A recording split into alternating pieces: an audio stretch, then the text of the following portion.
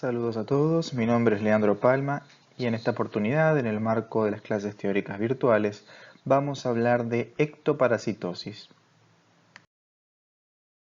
Comencemos entonces por definirlas. Se trata de un grupo de dermatosis que comparten la característica de ser pruriginosas y que son consecuencia de la acción patógena de distintos ectoparásitos. Algunos de ellos son contagiosos, es decir, transmisibles. La escabiosis, también conocida como sarnilla, sarna humana, es una enfermedad producida por el Sarcoptes scabiei, variedad hominis. Es extremadamente contagiosa y pruriginosa. Está favorecida su aparición por la falta de higiene y hacinamiento, por tanto en los servicios de dermatología habitualmente vemos mayor casuística en los meses invernales. Tiene un periodo de incubación de entre 15 y 20 días. El Sarcoptes es un artrópodo blanquecino, hemisférico, con espinas y cerdas en la superficie dorsal. El macho es notablemente más pequeño que la hembra, que es la que coloca los huevos. La hembra aproximadamente deposita durante 3 a 4 semanas estos huevos en un túnel o galería que cava por debajo de la capa córnea y esto se conoce como el surco acariano. En 3 o 4 días nacen las larvas que sufren sucesivas transformaciones hasta ser adultos en un periodo de 14 a 21 días. La hembra muere al final del surco en la eminencia acariana de Bazin, algo que puede demostrarse por la acaroscopía, que es la técnica de visualización del ácaro a través de una aguja que nos permite retirarlo y colocándolo en el microscopio. Antes de hablar de las manifestaciones clínicas de la escabiosis, recordemos algunos conceptos epidemiológicos que muchas veces son los que nos ayudan a hacer el diagnóstico. Es una afección extremadamente contagiosa, como habíamos dicho. El contagio es interhumano, directo o indirecto a través de prendas personales y de cama. Los individuos infectados por primera vez pueden no tener prurito en las 3 primeras semanas después del contagio, pero sí contagiar. La distribución es universal, no respeta sexo ni edad y muchas veces aquellas personas que tienen mayor cantidad de contactos y parejas sexuales están favoreciendo el contagio de la afección. De hecho, hoy se considera una enfermedad de transmisión sexual. Entonces, hablando de las manifestaciones clínicas propiamente dichas, nos vamos a encontrar con que los surcos o galerías son las lesiones elementales de la escabiosis y son específicas de la enfermedad. Estos túneles o galerías son rectos o curvos y tienen forma de S alargada. Son labrados por la hembra entre el estrato córneo y la capa granulosa, aproximadamente 2 milímetros por día, y se depositan entre 2 a 3 huevos diarios, en total 10 a 25. Miden estos huevos entre 5 y 15 milímetros y termina en la eminencia acariana de Bazin, que es una pequeña vesícula blanquecina donde se puede extraer el ácaro con la punta de una aguja, que es lo que decíamos al principio. La afección topográficamente característica es la de los espacios interdigitales, el borde cubital de las manos, la cara anterior de las muñecas, los pliegues palmares, pliegue axilar anterior, escroto, areolas mamarias, genitales masculinos, en donde encontramos el chancro escabiótico, diagnóstico diferencial del chancro sifilítico. En lactantes lo vamos a ver más frecuentemente en palmas, plantas y cuero cabelludo. En los ancianos, la región dorsolumbar, y aquellos que están institucionalizados pueden sufrir la sarna noruega, es decir, una sarna de gran compromiso tegumentario. Aquí vemos entonces algunas imágenes.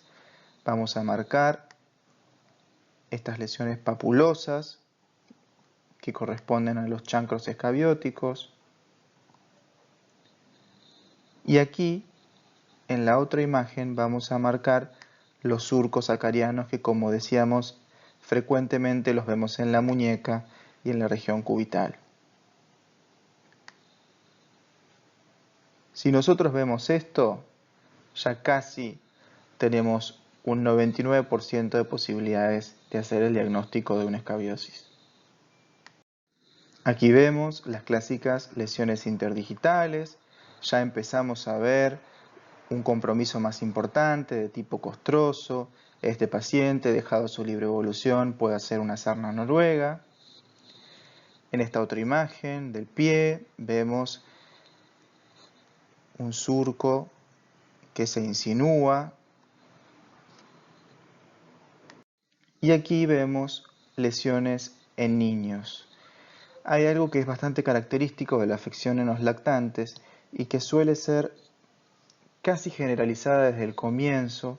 Tiene que ver con que los bebés habitualmente están abrigados, en medios socioculturales bajos, quizás no tienen la oportunidad de cambiarse la ropa de forma continua, seguida, entonces reutilizan las prendas, no las lavan adecuadamente y entonces encontramos mayor cantidad de lesiones que en un adulto.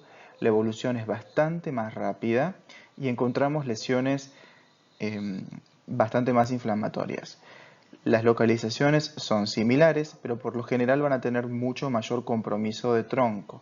Y el prurito, si bien lógicamente no se lo podemos preguntar, vamos a notarlo, que el bebé lactante hace cualquier tipo de maniobra como para rascarse. Entonces, en función de lo que venimos charlando y lo que venimos viendo en las imágenes, ya deducimos que el diagnóstico fundamentalmente es clínico.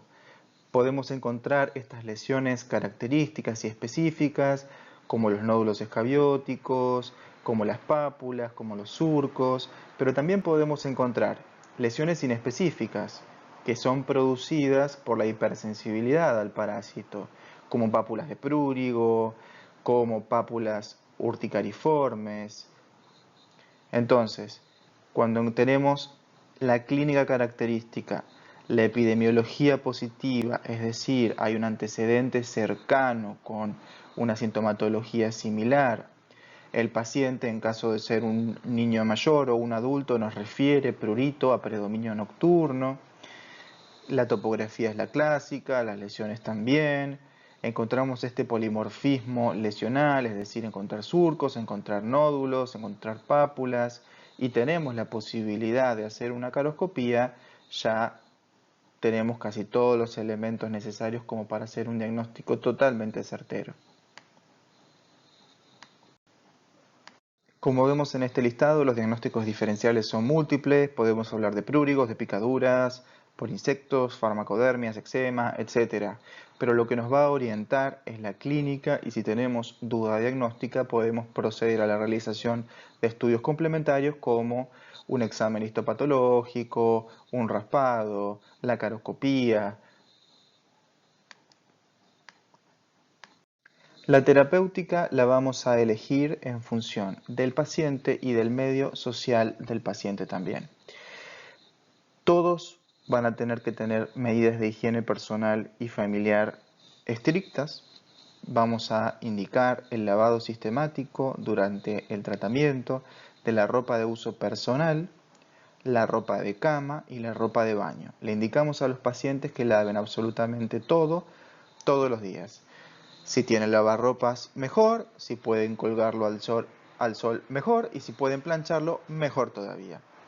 No obstante, nos encontramos en oportunidades con pacientes que no cuentan con esta tecnología, entonces, o que tienen un grupo familiar bastante grande, entonces se complica esto que pareciera tan sencillo, ¿no? Entonces, bueno, habrá que encontrar en cada caso la forma de realizar la higiene. Esto es extremadamente importante porque por más que ustedes puedan proporcionarle al enfermo el mejor de los fármacos, si no realiza la higiene correspondiente, esto va a seguir repitiéndose de forma infinita. ¿Sí? También le indicamos al paciente que se bañe más de lo habitual, no solamente para arrastrar parte de los ectoparásitos que estén más superficialmente, sino para evitar las complicaciones de la escabiosis que tienen que ver con el rascado, ¿sí? Esas complicaciones pueden ser infecciones por estafilococo o estreptococo, lo que conocemos como impetiginización, eczematización por rascado, especialmente en aquellos pacientes con piel seca, atópicos, o en el caso de aquellos enfermos, como decíamos al principio, que estén inmunocomprometidos o institucionalizados, pueden hacer una forma grave y generalizada de la escabiosis que se conoce como sarna noruega. Con respecto al tratamiento específico, vamos a indicar en medio hospitalario habitualmente vaselina sufrada en varias concentraciones, 10%, 5%, 2%, dependiendo de la edad de los pacientes. En los lactantes preferimos una concentración al 2%, en niños pequeños al 5% y en adultos al 10%. Esta formulación es segura, es económica, puede ser utilizada por las embarazadas. La permetrina es una buena opción. El esquema de aplicación es un poco más complejo que en el de la vaselina sufrada. La vaselina, recordemos, se aplica 3 noches seguidas, el producto tiene que estar en la piel durante 8 horas, el paciente debe bañarse a la mañana siguiente, descansar una semana y repetir estas 3 aplicaciones a la semana siguiente. El uso de la permetrina es cada 5 noches, es decir, la noche de inicio, 5 noches después y 5 noches después, descansar y repetir. Muchas veces esto resulta complejo para el paciente, entonces uno prefiere indicarle en determinados medios que realice el tratamiento con vaselina 3 noches seguidas y terminar con el problema. El uso de la ivermectina oral no es aconsejable como monoterapia, por más que sea tentador indicarla, porque con 2 comprimidos cada 15 días en estas 2 aplicaciones el paciente estaría libre del ectoparásito. Según determina la bibliografía, la realidad es que en la práctica de consultorio no vemos esos resultados y deberíamos reservarla para casos graves como la sarna noruega y en lo posible complementarla con terapéutica local. Bueno, ahora vamos a hablar de la pediculosis del cuero cabelludo o pediculosis capitis. Es una infestación de la piel, del cuero cabelludo y del pelo por un insecto de tipo hematófago que se llama Pediculus humanus variedad capitis. Es exclusivo del ser humano. Topográficamente, como decíamos, la afectación es en cuero cabelludo de niños y adultos, en donde están dadas las condiciones ideales para el crecimiento, la multiplicación y la alimentación del parásito, puesto que la temperatura corporal en estos lugares es de 30 grados centígrados y la humedad del 70%. El parásito adulto mide aproximadamente entre 2 y 3 milímetros, tiene un ciclo vital de 30 días, sobrevive 10 días fuera del huésped, por lo tanto es importante tener en cuenta que puede transmitirse a través de peines o gorras o sombreros o cualquier otro elemento que esté en contacto con el pelo. La hembra deposita entre 6 a 10 huevos diarios, también conocidos como liendres, que miden menos de 1 milímetro y característicamente se adhieren a la base del cabello. En una semana aproximadamente surgen larvas que en 7 días más se van a transformar en parásitos adultos. La característica es que el piojo se alimenta cada 4 horas e inyecta saliva, provocando una reacción alérgica pruriginosa, lo que lleva al rascado y las eventuales infecciones. Antes de describir la clínica característica de esta afección, vamos a hacer una breve referencia a la epidemiología. Es necesario el contacto interhumano para la transmisión, pero también, como decíamos antes, a través de peines, ropa, gorros, el agua de las piletas. Y actualmente la pediculosis se considera una pandemia que tiene una prevalencia dependiente de factores etarios, culturales, sociales, económicos y climáticos. Es más frecuente indudablemente en niños y en mujeres y genera problemas a nivel escolar donde los rasgos de infestación varían entre el 2 al 80%. Con respecto entonces a la clínica, sabemos que esta infestación es extremadamente pruriginosa, especialmente en la zona occipital y retroauricular. Es frecuente encontrar escoriaciones por rascado, que en algunas oportunidades son las que nos guían hacia el diagnóstico. Y por este rascado y por estas escoriaciones podemos también encontrar piodermitis secundarias con costras y secreción que complican frecuentemente el cuadro clínico y requieren ser tratadas con antibióticos. Si llegamos a la piodermitis, también vamos a encontrar seguramente adenopatías cervicales, es importante para el diagnóstico.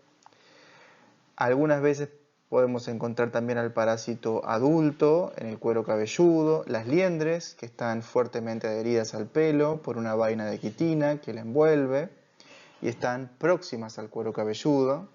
Y a su vez encontramos lesiones de tipo eczematoso, pápulas, escoriaciones en cuello, espalda y brazos que se llaman IDES, es decir, reacciones a distancia. Y los diagnósticos diferenciales los planteamos con la pitiriasis del cuero cabelludo, dermatitis seborreica, impétigo, piedra blanca, vaina externa retenida de la raíz del pelo. Esta es una imagen clásica de una niña en edad escolar en la que en la región occipital nos encontramos con numerosas liendres adheridas al pelo. Fíjense la escasa distancia con la línea de implantación del pelo, con el cuero cabelludo. Y a este nivel encontramos un gran acúmulo de liendres y escamas provocadas por la cronicidad del cuadro. Con respecto a la terapéutica, es importante actuar de forma proactiva, es decir, con un comportamiento preventivo en niños de edad escolar, utilizando el peine fino de forma diaria o por lo menos 2 a 3 veces por semana, de manera de extraer piojos y liendres, sobre todo detrás de las orejas y en la región occipital. Con respecto a la terapéutica en sí, el tratamiento local, nosotros preferimos el uso de permetrina entre el 1 al 5%, se la deja colocada durante aproximadamente 10 minutos, con el pelo recogido, luego se lava el cabello y se extraen los elementos remanentes con un peine fino, y esto se repite a la semana. Desde ya sepamos que ninguno de los tratamientos que existen, y son múltiples, tiene una eficacia del 100% y de hecho se ha descrito resistencia a la permetrina por el uso indiscriminado en shampoos y todo tipo de lociones de venta libre. Hace unos años se introdujo la ivermectina, que es un antiparasitario tradicionalmente utilizado por vía sistémica en una preparación local para aplicar el cuero cabelludo con digamos, una metodología similar a la permetrina y que tiene también un éxito terapéutico similar. La pediculosis pubis, también considerada una enfermedad de transmisión sexual, es provocada por el Pityrius inguinalis o Pityrius pubis, es extremadamente contagiosa.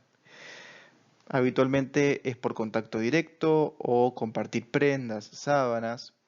El hábitat del parásito es el vello pubiano, pero también puede extenderse a zonas pilosas del abdomen, muslos, axilas, barba, bigote, ceja, pestañas, pero la característica es que respeta el cuero cabelludo. Clínicamente, con respecto a la clínica, el parásito se encuentra en el folículo piloso. Ahí es donde lo tenemos que ir a buscar, está adherido a él. Vamos a encontrar liendres además. Es bastante característico encontrar máculas de tipo violáceas, azuladas. Esto es lo que se denomina la roseola cerúlea, que se ubica preferentemente en abdomen inferior y raíz de muslos. Puntos rojizos en la ropa interior que tienen que ver con esas deyecciones hemáticas del parásito luego de picar.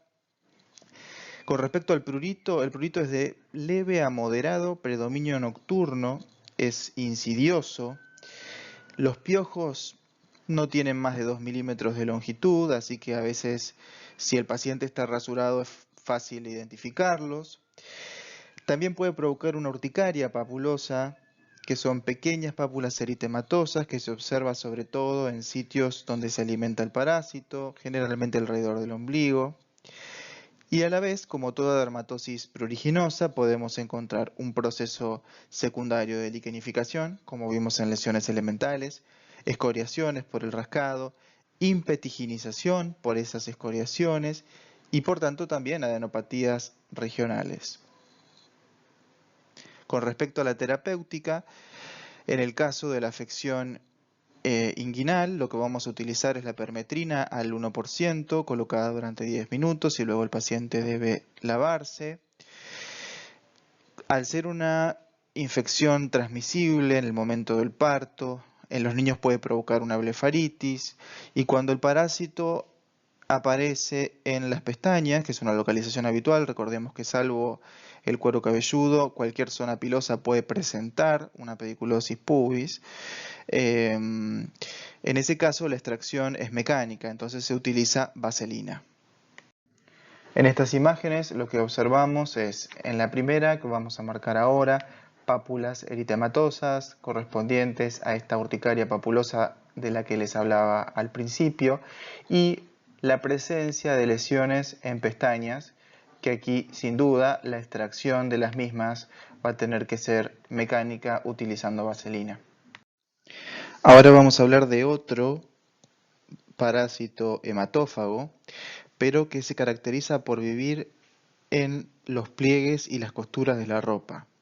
Es el Pediculus vestimenti o Pediculus humanus, variedad corporis. Se traslada a la piel del huésped para alimentarse y lo más importante es que es vector de tifus exantemático, fiebre recurrente y fiebre de las trincheras. Por lo tanto, es algo que hay que tener en mente, hay que tenerlo en cuenta y hay que buscarlo. Está favorecida su presencia por el hacinamiento, la mala higiene personal, esto habitualmente lo vemos en aquellas personas en situación de calle. Clínicamente presenta pápulas urticarianas, vemos que esto es algo bastante recurrente en estas patologías. Un prurito que va decreciendo con el tiempo porque el enfermo se acostumbra a vivir en esta situación. Sí presenta escoriaciones por rascado. Y topográficamente los sitios más afectados son la cara posterior de las axilas, la región interescapular, el abdomen, ingles, muslos y también la región submamaria. Cuando el cuadro se cronifica en el tiempo, se va estableciendo algo que es bastante característico, que es la pigmentación grisácea o también conocida como la melanodermia de los vagabundos. También encontramos máculas en la mucosa yugal, pero esto es una acción tóxica del parásito. Es común, como toda dermatosis pruriginosa, que por el rascado se impetiginice, más si las condiciones de higiene son tan pobres. Y el tratamiento consiste en deshacerse de esa vestimenta, en lo posible, si no un lavado a conciencia, y la higiene del paciente. Otra ectoparasitosis importante y cada vez más frecuente debido a que los pacientes habitualmente tienen vacaciones en zonas endémicas. Incluso hay reportes en los últimos años de casos autóctonos. Es la larva migrans. Esta dermatosis es provocada por un parásito intestinal humano, que es el Strongyloides stercolaris, y después también parásitos que están en perros y gatos, que son las Ancylostomos brasiliensis y caninum. Son más frecuentes en las zonas tropicales, habitualmente los pacientes que nosotros vemos son aquellos que se han ido de vacaciones a Brasil. Se adquiere por contacto con arena o tierra contaminada con estas deyecciones. Las larvas penetran directamente en la piel y migran, produciendo las lesiones características que vamos a ver en una foto a continuación. Lo característico es que son lesiones extremadamente pruriginosas, es un prurito que incluso despierta al enfermo durante la noche, arde, provoca dolor punzante al comienzo y las lesiones clínicamente son lineales, en forma de este trayecto, eritematosas, irregulares, y tienen un largo variable entre 1 y 2 milímetros de ancho también, con pápulas pequeñas en el trayecto y una de mayor tamaño al final de la lesión. Los sitios afectados son los que tienen contacto con el suelo, es decir, pies, manos, nalgas, cualquier zona de apoyo. Y lo característico es que si uno pide una analítica de laboratorio, lo que va a obtener predominantemente es una eosinofilia importante. ¿Con qué hacemos diagnóstico diferencial? Eritemas anulares, dermatofisias, urticarias, y siempre tener en cuenta el antecedente que les comentaba antes de haber estado en playas tropicales. El tratamiento puede realizarse con tiabendazol al 5% de forma tópica, 2 a 3 veces por día, tiabendazol oral en dosis de 25 miligramos kilo peso dividido en 2 tomas, albendazol 400 miligramos durante 3 días o últimamente también se ha incorporado la ivermectina en la dosis clásica con muy buena respuesta. En esta fotografía observamos el trayecto lineal serpiginoso que comentábamos anteriormente con la pápula final. Por último vamos a hablar de la tungiasis, que es producida por una pulga llamada Tunga penetrans. Por lo general la encontramos también en arena o en suelos de climas tropicales. La hembra fecundada mide 1 milímetro y fija su cavidad cefálica en los pliegues interdigitales de los pies o en el borde libre subungual. A partir de este momento lo que vamos a observar es una pápula oscura, pequeña, posteriormente se inflama, pica, genera algo de dolor y un exudado con una secreción purulenta. En el interior de esta cápsula fibrosa que se forma es donde está la hembra y donde depositó los huevos la hembra, y alrededor hay un fenómeno de hiperkeratosis. Posteriormente lo que ocurre es una necrosis in situ y eliminación de ese contenido capsular al exterior y una reparación cicatrizal posterior. Es frecuente la sobreinfección con la presencia posterior de abscesos, linfangitis, adenitis. Y acá el diagnóstico diferencial más importante a realizar es el de la miasis furunculoide. El tratamiento consiste en abrir esa cápsula, curetear el lecho de la lesión y administrarle al paciente antibióticos orales. Y cuando va a concurrir o va a irse de vacaciones a alguna de estas localizaciones, le recomendamos el uso de calzado adecuado, cubritivo. Y en esta imagen observamos el punto de entrada de la tunga con su cápsula fibrosa posterior hiperpigmentada.